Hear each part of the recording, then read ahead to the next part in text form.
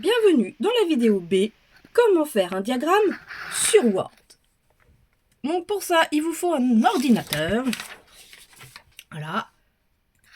J'ai déjà ouvert ma page Word, vous voyez. Tac. Et pour avoir le graphique, il va falloir aller en haut. Vous voyez là, vous avez les petits icônes. Donc là, c'est fichier. Hop, je reviens. Accueil, là où vous avez les polices. Voilà, tout ça. Et il va falloir aller dans l'onglet Insertion. Ensuite, vous allez choisir Graphique. Là, il va vous ouvrir une page avec plein de choix de graphiques.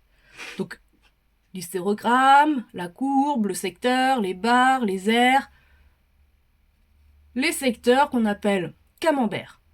Donc, pour ce que vous avez à faire, vous, soit vous choisissez le camembert, donc ce qu'ils appellent secteur, ou moi, sur les exemples, moi j'ai choisi les barres. Ok ? On va choisir les barres, mais dites-vous que pour le camembert, donc le secteur, c'est la même chose. Donc vous allez, voilà, j'ai cliqué, moi je veux pas celle-là, si vous préférez celle-là, il y a même du 3D, enfin c'est vous qui choisissez. Allez, je prends celle-là. Je vais cliquer en bas sur OK, et là il va m'ouvrir le graphique qui n'est pas définitif, mais surtout ce qui nous intéresse, c'est ce petit tableau qui ressemble à un tableau Excel.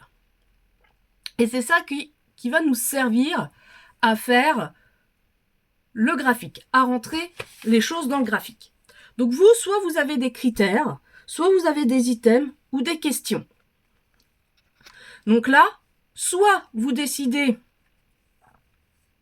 de rentrer, en fait il faut rentrer vos questions et vos items ici.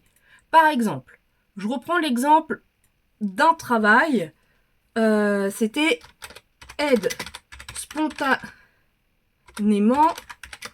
un camarade en difficulté. Hop, voilà. Forcément, catégorie 2, 3, 4, vous pouvez rajouter vos items ou vos questions. Nous, là pour l'exemple, j'en ai pas besoin, donc je vais sélectionner ça et je vais les effacer. Ensuite, là, je vais mettre mon oui, mon non, et là, on avait le non observé. Forcément, là, vous pouvez avoir aussi, si je me rappelle pour le gaspillage, tous les jours, jamais, une fois par semaine, voilà. Là, vous allez rentrer vos chiffres que vous avez comptés, soit sur les grilles, soit sur les questionnaires. Voilà. Comme Excel, on peut, là, hop, agrandir, si ça vous gêne, vous agrandissez vos cases. Donc oui, on en avait 10. Les noms, on en avait 20. Et les noms observés, on en avait 0. Et là, si vous avez remarqué, il y a des carrés là, en surbrillance colorée. Ça, en fait, ça indique à l'ordinateur que c'est ça qu'il faut qu'il prenne en compte pour faire son diagramme. On est d'accord que là, on n'a qu'une ligne de prise. Donc, je vais aller chercher le petit carré là dans le coin. Hop. Ça vous fait une flèche en double flèche. Et vous allez sélectionner que ce qui vous intéresse. Moi, ce qui m'intéresse, c'est cette ligne-là et cette ligne-là. Et une fois que vous avez fini, il n'y a pas à valider, il n'y a pas à mettre à OK, il n'y a rien. Vous allez directement fermer cette fenêtre sur la croix. Et là, vous voyez que on a bien ma question.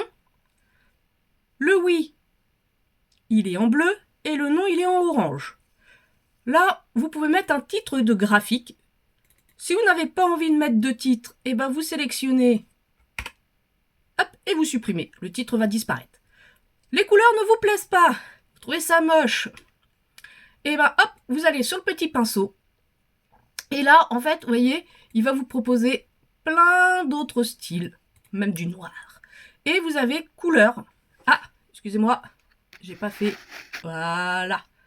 Je recommence. Donc c'est le petit pinceau. Là, vous avez les styles. Voilà, qui changent. Et vous pouvez aussi faire couleur.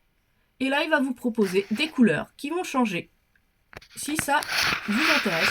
Hop, j'appuie sur un truc sur l'ordinateur. Voilà. Et là, vous avez votre graphique. C'est assez simple, ça se fait tout seul. Et c'est la même chose pour les secteurs, en fait. Donc je vais vous laisser vous amuser avec votre Word, et j'attends avec impatience vos petits graphiques.